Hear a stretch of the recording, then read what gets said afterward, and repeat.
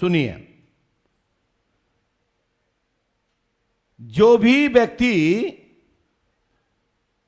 जुलाई माह का हो वो खड़ा हो जाएगा, उसका नंबर है फर्स्ट। गुड़िया जो सामने आ जाओ बेटा, बैग वाले बैठ जाओ।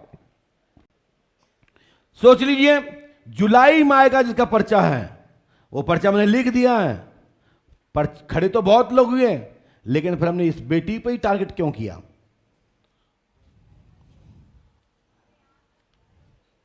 स्क्रीन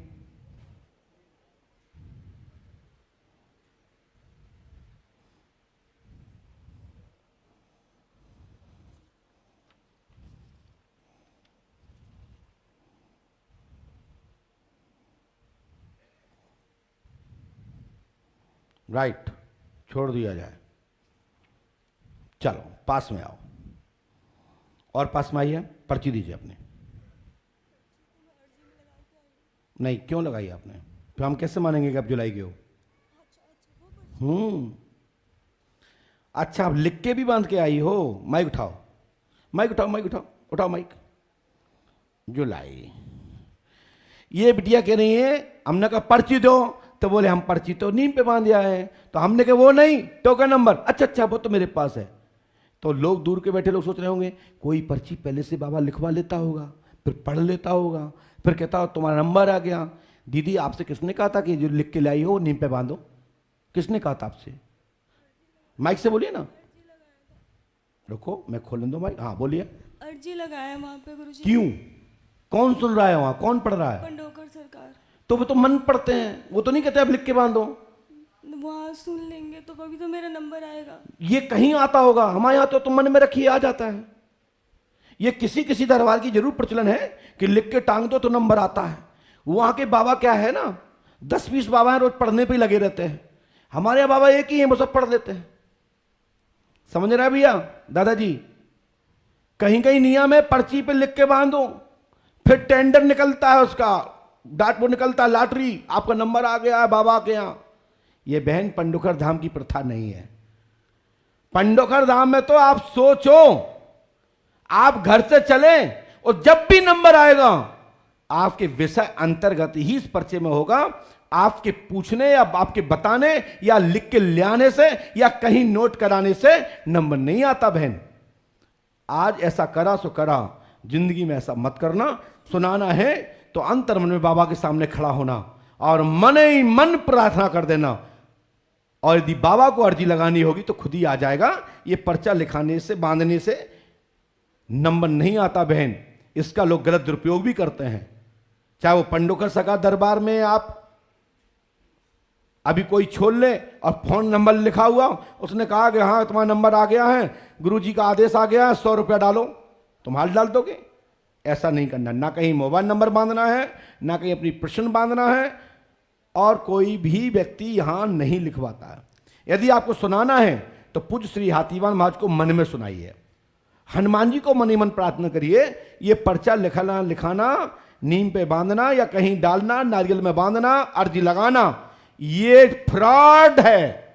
ये अंधविश्वास को बढ़ावा देता है। और इसी यही ट्रिक से कई बाबा फल फूल रहे हैं और अपने आप को त्रिकालदर्शी बने हुए हैं। उसके पीछे लॉजिक होता है कि 50 पर्चियां जो बांधी जाती हैं उनमें से कुछ पर्चियां चोरी कर ली जाती हैं और फिर दिन में उन्हीं पर्चियों में से कुछ आगे पीछे करके उन्हीं व्यक्ति को बुला करके चमत्कार दर्शा देते हैं। समझिए हम क्या कहना चाहते हैं? एक बाबा बना दिया हमने, आप भी ऐसे पर्चा बना सकते हो लोगों के। कई बाबा हैं जो सोशल साइट पर समग्र साइट आईडियां डली हैं। जैसे आपने मोबाइल नंबर लिखाया और उनकी टीम बैठी, उसने फटाक से उसका जिला देखा, क्योंकि जो आपने नाम लिखाया, नाम मोबाइल, और फटाक समग्र आईडी में, परिवार आईडी में आ गया कि इसके घर में 20 नाम है, ये नाम इस आईडी से जुड़े हैं। फिर वो बाबा कहेगा ये बताओ कमला कौन है, सीता कौन है, क्योंकि उसमें ये तो लिखा नहीं होता कि ये इसकी पत्नी है, ये इसका बेटा है, ये इसकी पुत्री है। समझ रहे हो? तो कुछ लोग फिर कहते उसका फायदा उठाते हैं, तुम्हारे घर में एक कमला नाम की कोई माता दिख रही है, बताओ किसका नाम है। इसके पीछे लॉजिक है कि परिवार आईडी, समग्र आईडी को खोल करके जो नाम और गांव और मोबाइल नंबर लिखाया है, ऐसे भी इस ट्रिक से भी शासन साइट की जो शासन की जो साइटें हैं उस आईडी का गलत दुरुपयोग करते हैं। ये स्क्रीन पर जा रहा, देखिए आप।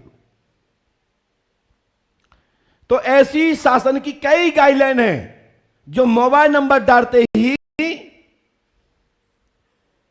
क्योंकि नाम मिल ही गया, मोबाइल नंबर मिल ही गया, तहसील मिल ही गई, आप कहां से आए, गांव मिल ही गया, सीधा आपने उस परिवार आईडी खोली, परिवार के लोगों के नाम जान लिए। ऐसे कई बाबा जो हैं ये ट्रिक से फल फूल रहे हैं। तो इसलिए दरबार हमेशा आपको अंधविश्वास से निकालता है कि आप पढ़े लिखे लोग हैं, विज्ञान के युग में जी रहे हो, आप अंधविश्वासी मत बनो, आप विश्वासी बनो और आंखें खोल के, दिमाग खोल के समझो। ऐसे लोग हमारे सनातन धर्म को बदनाम कर रहे हैं। उनकी फेसबुक आईडी, उनकी गूगल आईडी पढ़ करके लोग पर्चा बना रहे हैं, उनके दरबार दिखा रहे हैं। ऐसे लोगों से सावधान रहें। ये पंडों का सगा दरबार आज नहीं कह रहा है, ये बात आज से 4 महीना पहले भी मैंने कहा कि लोग समग्र आईडी को पढ़ के पर्चा बनाते हैं। आपने सुना होगा ये बात, सुना था ये बात को विशेष नोट डाल दिया, क्योंकि ये दरबार हमेशा प्रकाश देता है। ठीक है बहन, चलते हैं आपके विषय की ओर। आपका विषय क्या है?